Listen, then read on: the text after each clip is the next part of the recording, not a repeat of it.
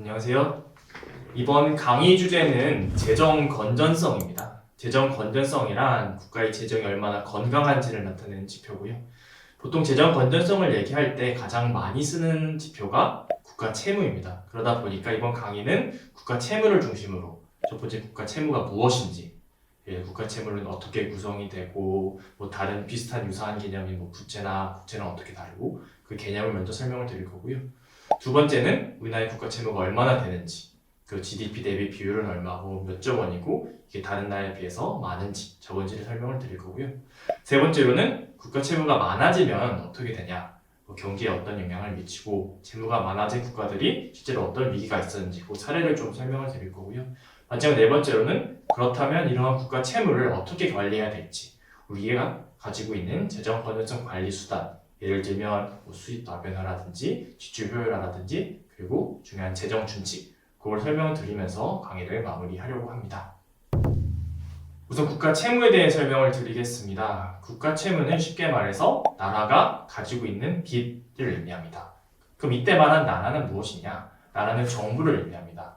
즉 중앙정부와 대구시나 서울시 같은 지방정부를 포함한 정부를 의미하고요. 그러다 보니 코레일이나 한국전력과 같은 공기업, 공공기관은 제외를 하고 순수히 정부의 빚만을 의미하는 개념입니다.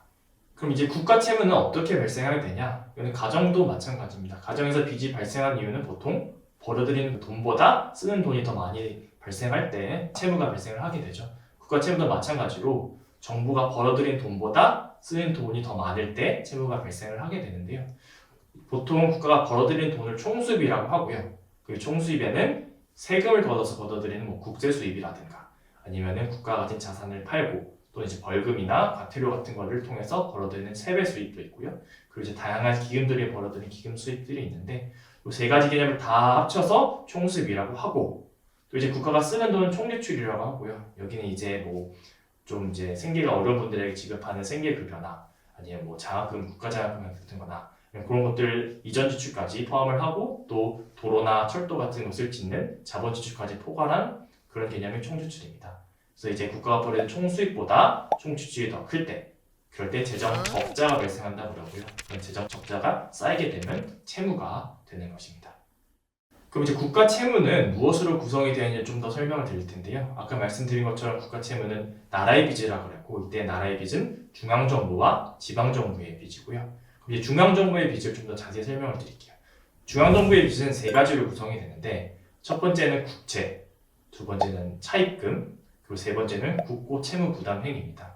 그리고 이제 국채는 또 세 가지로 나뉘어서 국고채, 주택채, 외국한 평형채권 이렇게 나뉘는데 이 각각의 개념을 좀 더 자세히 설명을 드릴게요. 첫 번째, 국채는 예를 들어 2040년까지 1조 원을 갚겠다와 같이 언제 얼마를 갚을지, 즉 지급 시기와 지급 액수가 명시되어 있는 채무를 국채라고 하고요. 반면 이런 증서 없이 언제 얼마를 갚겠다 이런 거 없이 증서 없이 그냥 외국이라든가 국제기구라든가 한국은행이라든가 빌리는 것을 차입금이라고 하고요. 그리고 마지막으로 국고채무부담행위는 국가가 가지고 있는 외상빚 같은 개념인데요. 그 외상빚이라는 게 뭐냐? 예를 들어 국가에서 큰 재난이나 재해가 발생했을 때 재해를 복구하기 위해 정부가 업체와 계약을 맺고 돈을 써야 하는데 마침 그 예산을 미처 편성하지 못했다면 업체와 계약을 맺고 우리가 미안한데 지금 당장 재해 복구를 하고 돈은 내년에 줄게라고 외상을 할 수도 있겠죠. 그때 발생시키는 빚이 외상빚이 국고채무부담행위입니다. 증서를 통해 발행하는 국채, 증서 없이 빌리는 차입금, 그리고 나라가 짓게 되는 외상빚인 국고채무부담행위 3개가 있고요. 국채를 좀 더 세 가지로 나눠드리면 용도에 따라 나눌 수 있는데요. 일반적인 국가의 일반적인 다양한 용도를 위해 발행하는 국고채가 있고요. 두 번째로는 우리나라의 주택 사업을 위해 주택 사업에 한정해서 발행하는 국민주택채가 있고, 마지막으로 이제 환율 안정을 위해 발행하는 외평채, 즉 외국한 평형채권이 있습니다. 이제 국가 채무에 대해서는 설명을 드렸고, 이제 뉴스를 보시다 보면 국가 채무만 나오는 게 아니라 다양한 관련 지표들이 나오는 걸 볼 수 있는데요. 국가 부채라든가 일반 정부 부채라든가, 그리고 아까 한번 설명드렸지만 국채라는 것들이 다양한 데서 활용이 되기 때문에 그 개념들의 차이를 좀 설명을 드리려고 합니다. 그래서 국가 채무는 좀 더 엄밀한 얘기로는 국가가 직접 갚아야 할 확정 채무예요. 국가가 갚아야 할 확정 채무. 그럼 국가는 아까 설명을 드렸어요. 국가는 정부를 의미한다고 했고요. 그럼 이제 확정 채무가 뭐냐면 언제 얼마에 갚을지가 정해진 채무가 확정 채무예요. 아까 국채 설명드릴 때 말씀드렸듯이 2040년까지 1조를 갚겠다. 지급 시기와 지급액이 정해진 확정 채무가 국가 채무고요. 그러면 지급 시기와 지급액이 정해지지 않은 채무도 있냐? 예를 들면 공무원들 이제 들어오게 되면 이분들에게 나중에 연금을 주게 되죠. 그럼 이 공무원들에게 60살 이후, 65살 이후에 이제 연금을 주게 되니까 국가가 나중에 공무원들에게 드려야 되는 부채이긴 해요. 하지만 이분들이 언제 퇴직을 할지, 또 퇴직해서 얼마나 오랜 기간 살아 계셔서 우리가 얼마를 줘야 될지 지급 시기와 금액이 확정이 되어 있지 않죠. 하지만 회계상으로는 제 부채로 잡히는 개념이야. 이러다 보니 이렇게 언제 얼마를 줘야 되는지 확정되지 않은 부채를 미확정 부채라고 하고, 이런 미확정 부채는 국가 채무에는 포함되지 않지만 국가 부채에는 포함이 되는 겁니다. 그래서 국가 부채는 좀 더 확정 채무뿐만 아니라 넓은 의미에서 재무제표상 비확정 부채까지 포함하는 개념이다. 그리고 이제 비확정 부채 중에서 아까 설명드린 것처럼 연금으로 지급해야 될 부채를 특히나 연금 충당 부채라고 해서 좀 더 이제 엄밀한 용어를 활용을 하고 있습니다. 그리고 여러분들이 뉴스에서 또 보셨을 만한 개념이 일반 정부 부채라는 건데요. 일반 정부 부채는 아까 말씀드린 것처럼 국가 채무가 중앙 정부와 지방 정부, 즉 정부를 포함한다고 그랬는데, 일반 정부는 여기다 뭘 더 추가하냐면 비영리 공공기관, 즉 공공기관 중에서 영리성이 없는, 즉 공공기관 중에서 공기업을 제외한 기관, 즉 비영리 공공기관의 채무까지 포함하는 개념입니다. 비영리 공공기관은 뭐가 있냐? 예를 들면 공무원연금공단이나 각종 국책연구원들이나 게임을관리위원회 같은 위원회들이 있습니다. 그래서 이런 것들을 다 포함해서 일반 정부 부채라고 하고요. 그럼 왜 사실 이렇게 하나로 통일하면 되지 다양한 재정 지표를 활용하고 있냐? 그 이유는 그 용처가 다 다르기 때문인데요. 국가 채무는 처음에 출발 시점이 이거예요. 우리가 재정 건전성이 중요하니까 우리나라의 빚이 얼마지? 가장 쉽고 확실한 채무만 딱 정해서 이걸 앞으로 계속 관리하고 늘었는지 뚫었는지 관리하고 국민들이 쉽게 이해할 수 있게 해주자 라고 해서 도입한 게 국가 채무고요. 그러다 보니까 다른 나라에서 쓰지 않는 지표라 다른 나라가 직접 비교는 조금 어려워요. 하지만 우리가 확실하게 관리할 수 있고 국민들에게 이해시킬 수 있는 개념이 국가 채무고요. 국가 부채는 그래 국가 채무는 중요한 거지만 핵심 코어를 채무에 모아놨지만 그래도 엄밀한 재무제표상 부채의 개념, 즉 정부가 줘야 되는 금액까지 다 포괄적으로 회계적으로 엄밀하게 봐야 되는 것 아니냐라는 출발점에서 도입한 게 국가 부채고요. 국가 부채 외에 이제 일반 정부 부채는 뭐냐? 국가 채무는 우리나라만 쓰는 거라서 국가가 비교가 안 된다고 했어요. 국가 부채는 엄밀한 회계 기준에 따라서 비교는 가능하지만 이게 쉽지가 않아요. 나라들이 엄밀한 자산 평가랑 부채 평가를 해야 되니까 전 세계에서 이걸 도입하고 수치를 내는 국가가 많지 않아요. 그러다 보니 옆 나라밖에 비교를 못하니 그럼 우리나라가 재정이 건전한지 안 건전한지 다른 나라랑 비교하기 위해서는 써야 될 지표가 뭘까라는 출발선에서 도입한 게 일반 정부 부채인데요. 일반 정부는 이제 IMF나 이제 국제기구에서 명확히 내린 지침에 의해서 굉장히 많은 나라가 수치를 내고 있습니다. 그렇기 때문에 다른 나라와 비교를 위해 도입하게 된 개념이 일반 정부 부채라 그게 각각 다른 용도 때문에 우리가 세 가지 서로 다른 부채 개념을 활용하고 있는 겁니다. 그럼 이제 국가 채무에 대한 개념은 얼추 이제 설명이 된 것 같고요. 그 다음에 이제 우리나라의 국가 채무가 얼마이냐, 다른 나라보다 많냐 이걸 하면 설명을 드릴 건데요. 우리나라의 국가 채무 규모는 1273조고요. 25년 기준으로. GDP 대비 비율로 나타내면 48.3%입니다. 48.3%라는 개념은 뭐냐면 한 국가에서 우리나라의 모든 국민들이 한 해 동안 벌어들인 돈이 한 2,500조 되면 그 중에 절반인 약 48%가 국가 채무 규모에 해당한다. 국가 채무 수준이다라는 개념이고요. 이렇게 단순히 국가 채무 규모뿐만 아니라 GDP 대비 비율을 말씀드린 이유는 국가마다 경제 규모가 큰 나라도 있고 작은 나라도 있다 보니까 단순히 국가 채무가 뭐 1,000조다, 1억 달러다 이렇게 비교하면은 국가 간에도 조금 경제 규모에 따라서 단순 비교가 어려우니 GDP 대비 비율을 많이 활용을 하고 있습니다. 그리고 이제 2025년 규모는 말씀드렸고 향후 5년간 지표도 말씀을 드리면 기획재정부에서는 2028년까지 한 5년간의 이제 채무 비율도 전개를 하고 있는데요. 매년 한 1%포인트 GDP 대비 비율이 1%포인트 정도 증가해서 2028년에는 한 50% GDP 대비 한 50% 정도가 된다라는 것을 알 수 있습니다. 그럼 이제 우리나라의 국가 채무 비율이 다른 나라에 비해 많은지 적은지 좀 말씀을 드릴 건데요. 다만 아까 말씀드린 것처럼 다른 나라 비교를 하기 위해서는 국가 채무보다는 일반 정부 부채를 가지고 설명을 드릴게요. 자, IMF에서는 매년 2번씩 IMF 피스컬 모니터라는 보고서를 내는데요. 이 보고서는 전 세계 모든 나라들의 재무 지표, 그러니까 채무라든가 수입이라든가 지출이라든가 뭐 재정 적자 같은 재정 지표를 추계하는 보고서예요. 과거 이제 실적치도 보여주고 향후 5년, 10년 전망치도 보여주는 건데요. 작년 24년 10월에 낸 최근 보고서를 살펴보면 우리나라의 2025년 일반 정부 부채 비율은 한 54% 정도로 IMF에서 추정을 하고 있고요. 아까 GDP 대비 국가 채무가 한 48 정도 됐다고 했으니까 두 개가 한 5에서 6% 정도 차이가 나죠. 그래서 이 54%라고 했는데 IMF에서 선진국들 한 30몇 개국을 쭉 평균 내보니 그 규모는 GDP 대비 111%였습니다. 이제 얼핏 봤을 때 선진국 평균은 111이고 우리나라는 54니까 우리나라가 굉장히 낮네, 뭐 안전하네 라고 생각을 하실 수는 있지만 거기에 조금 맹점이 있는 게 그 IMF 선진국 나라들 쭉 보시면 나라들이 대부분 미국, 영국, 일본, 프랑스, 독일처럼 기축통화국이에요. 무슨 말이냐면 미국은 달러화를 쓰고요. 영국은 파운드화를 쓰고 독일이나 프랑스는 유로화를 쓰죠. 즉 이들 국가들은 자기들이 발행하는 그 화폐가 전 세계에 통용되는 기축통화국이라는 거예요. 그러니까 좀 극단적으로 말해서 자기들이 빚을 내도 자기들이 화폐를 발행해서 어느 정도 빚을 상환할 수 있는 그런 기축통화국의 지위에 있기 때문에 단순히 이들 나라들에 비해서 우리가 낮으니 안전하다라고 보기엔 조금 어려운 거고요. 그래서 그 IMF 선진국 중에서 기축통화국 다 빼고 비기축통화국끼리 비교를 하면 우리나라는 좀 낮은 수준은 아니다, 좀 관리가 필요한 수준이다 라고 말씀을 드릴 수 있고요. 또 한 가지 더 말씀을 드리면 지금 25년 수치뿐만 아니라 10년간의 추이를 살펴보면 2015년에는 한 103%에서 2025년에 211%로 IMF 선진국 평균은 약 8%포인트 정도 증가했고요.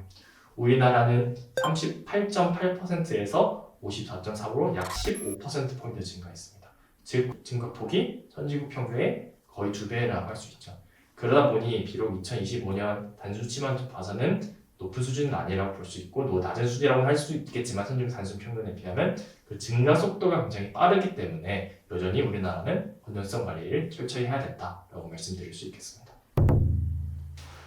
그럼 이제 이렇게 국가 채무가 얼마고 국가 채무가 어떤 상태인지 알았는데 그럼 국가 채무가 많아지면 어떤 문제가 나타나냐? 왜 이렇게 국가 채무에 신경을 많이 쓰고 건전성 관리에 신경을 많이 쓰는지 설명을 드릴게요. 국가 채무를 이렇게 생각하시면 편합니다. 이게 나라의 빚을 그냥 개인의 빚처럼 이제 빗대보면 그 개인이 제가 빚이 많아지면 당연히 다른 사람들이 얘가 빚을 다 갚을 수 있을지 의심을 하게 될 거고 당연히 저의 신용도에 의심을 가지고 신용등급이 떨어질 수도 있겠죠. 그러면 제가 정말 필요할 때 돈을 빌리지 못할 수도 있고요. 또 두 번째, 이미 이렇게 빚을 많이 끌어다 썼기 때문에 정말 필요할 때 뭐 사고가 났다던가 아니면 병원에 가야 된다 이런 급한 상황에 돈을 빌리려고 해도 돈을 쓰려고 해도 가용재원이 없는 상황이죠. 그리고 세 번째로는 내가 죽을 때까지 갚을 수 없는 빚의 수준이면 결국 이 빚을 내 아들, 내 자식, 내 손자에게 물려주게 되고 그럼 내 빚을 내 자식들이 갚아야 되는 구조가 되는 거죠. 국가 채무도 마찬가지입니다. 국가 채무가 너무 많아지면 다른 나라들이 우리나라의 신용도를 의심해요. 얘네가 다 갚을 수 있을까 의심을 하기 때문에 국가 신용등급이 떨어질 수도 있는 거고요. 그리고 두 번째로는 잠깐 말씀드린 것처럼 재해 상황이나 재난 상황이라든가 정말 국가가 큰 지출 소요가 필요할 때 막상 그때 돈을 못 쓸 수도 있어요. 그리고 세 번째로는 지금 세대에서 국가 채무를 다 갚지 못하고 계속 넘겨자다 보니 미래 세대의 부담이 이렇게 늘어나게 되는 거죠. 그게 국가 채무로 인해 발생할 수 있는 문제점이고요. 혹시 좀 더 엄밀한 분석이나 그런 것들이 필요하시면 2022년 7월에 미국에 이제 책임 있는 연방위원회라는 기구가 있는데 거기서 국가 채무나 과도한 재정 적자가 발생시키는 영향에 대해서 분석 보고서를 낸 게 있으니 한번 참고해 보시면 좋을 것 같습니다. 그럼 이제 국가 채무가 미치는 영향에 대해서는 살펴봤는데 그럼 실제로 이런 국가 채무로 인해 문제가 발생한 나라들이 있냐 살펴보면 피그스 국가들을 댈 수 있습니다. 피그스 국가들은 5개 국가들의 앞머리를 딴 약자인데요. 포르투갈, 아일랜드, 이탈리아, 그리스, 스페인과 같은 남유럽 국가들을 의미합니다. 이들 국가들은 2010년 초반, 2009년 11년에 과도한 재정 적자랑 국가 채무로 인해서 경제 위기와 신용등급 강등을 경험했던 국가들입니다. 그래서 그때 2009년 당시에 재정 적자와 국가 채무 비율을 나타낸 그 도표를 살펴보면 그 1사분면에 있는 국가들이 재정 적자도 많고 국가 채무도 많은 국가들인데요. 그 이제 보시면 이제 그리스라든가 스페인이라든가 이런 남유럽 국가들이 거기에 이제 점으로 찍혀 있는 것을 볼 수 있죠. 특히 그리스 같은 경우는 이런 과도한 재정 적자 국가 채무 때문에 2011년에는 신용등급이 3단계나 강등이 됐던 경험이 있습니다. 또 하나의 사례를 말씀드리면 이제 유럽같이 먼 나라뿐만 아니라 우리나라 인근에서도 확인할 수 있는데요. 바로 일본입니다. 일본은 GDP 대비 일반 정부 부채 비율이 250% 수준이에요. 선진국 중에 제일 높아요. 그러다 보니 나라의 대부분의 지출을 빚을 갚는 데 쓰고 있습니다. 실제로 2024년에 일본 재무성에서 낸 자료를 보면 일본의 한 해 예산이, 즉 한 해 세출 규모가 약 113조 엔이거든요. 한 1000조 원이죠, 한국보다는. 그 중에서 국채비, 즉 국채 원금과 이자를 갚는, 즉 원리금 비용만 해도 27조 엔입니다. 27조 엔이면 거의 한국 돈으로 200조 원이 넘는 규모고요. 이 중에서 이자 비용만 해도 거의 100조 원 수준이에요. 이렇게 대부분의 세출 예산이 국채비를 갚는데 사용을 되다 보니 국가적으로도 조금 이제 재정 여력이 부족한 상황이고요. 실제로 24년 8월에 3대 신용평가사 중 하나인 무디스는 일본의 장기 국채의 신용 등급을 강등시킨 이력이 있습니다. 그러면서 이렇게 뭐라고 얘기했냐? 일본은 2009년 세계적 경기 침체 이후에 일본의 재정 적자가 대규모로 확대되고 국가 부채가 늘어났다라고 평가를 하고 있습니다. 그렇다면 이제 국가 채무로 인해 발생할 수 있는 위기에 대해 살펴봤으니 그럼 이 국가 채무를 어떻게 해야 관리할 수 있을까? 어떻게 해야지 재정 건전성을 관리할 수 있을까를 살펴보겠습니다. 일반적인 가정에서는 빚을 줄이려면 어떻게 하냐? 당연히 더 벌거나 덜 쓰거나 둘 중 하나죠. 국가도 마찬가지예요. 더 벌거나 덜 쓰면 되는데 국가는 가정처럼 그렇게 쉽게 덜 쓰거나 더 버는 게 쉽지 않은 게 사실 국가가 써야 될 때는 다 정해져 있죠. 국가가 필요 없는데 돈을 쓰고 있지는 않을 거란 말이에요. 생계가 어려운 분들에게 이제 돈도 드리고 이제 장학금도 주고 이렇게 꼭 필요한데 돈을 쓰다 보니 무턱대고 지출하기가 어렵고요. 수입도 마찬가지예요. 이제 갑자기 이제 국가에서 이제 우리가 빚을 줄여야 되니 뭐 한 사람당 세금을 100만 원씩 더 내라 이렇게 하기 쉽지 않을 거잖아요. 그러다 보니까 기획재정부 정부에서는 좀 더 정교한 방법으로 건전성을 관리를 하고 있습니다. 그래서 이제 이 건전성 관리 수단은 기획재정부에서 최근 3월에는 예산안 편성 지침에서도 확인을 할 수 있는데요. 첫 번째는 돈을 단순히 덜 쓰는 게 아니라 동일한 돈을 써도 더 효과성을 높일 수 있는 방안을 고민해 보는 거예요. 즉 옛날에는 100조 원으로 100의 효과를 낼 수 있었다면 지금 90조 원으로도 100의 효과를 낼 수 있도록 재정 지출의 효과성을 높이는 건데요. 그 대표적인 수단으로 각각 서로 다른 부처에서 따라서 따로따로 재정 지출을 하는 게 아니라 좀 이제 융합해서 또는 이제 협업을 해서 지출을 할 수 있도록 하거나 아니면 새로운 기술인 뭐 AI나 디지털 기술을 활용해서 재정 지출의 효과성을 높이거나 아니면 정말 이 재정 지출이 효과가 있는지 없는지 매년 엄격한 성과 평가를 한다던가 하는 게 지출의 효과성을 높이는 한 수단이고요. 두 번째는 정말 지출을 줄이더라도 막 줄이는 게 아니라 분야별로 꼼꼼히 나눠서 줄이는 건데요. 예를 들어 정부가 너무 관행적으로 돈을 쓰고 있지 않은지, 예를 들어 옛날에는 필요했을 수도 있지만 지금 환경이 바뀌고 상황이 바뀌어서 더 이상 필요 없어진 것까지 돈을 쓰고 있지 않은지 점검을 하고 또 어떤 사람들이 너무 나쁜 의도를 가지고 이거를 부정적으로 수급하고 있지 않냐, 부정수급도 점검을 하고 아니면은 정부가 돈을 주려고 하는데 처음부터 끝단까지 가는 과정에 너무 많은 단계를 거쳐서 중간에서 너무 많이 유실이 되는 부분이 있어서 그 부분에서 이제 낭비가 일어나고 있지 않은지 그런 것들을 점검하는 것도 하나의 방법입니다. 그리고 마지막으로는 이제 세입 쪽에서 수입 쪽에서는 꼭 정부가 써야 될 돈인지 확인해서 정부 말고 다른 가용할 수 있는 지원을 좀 끌어다 쓰는 건데요.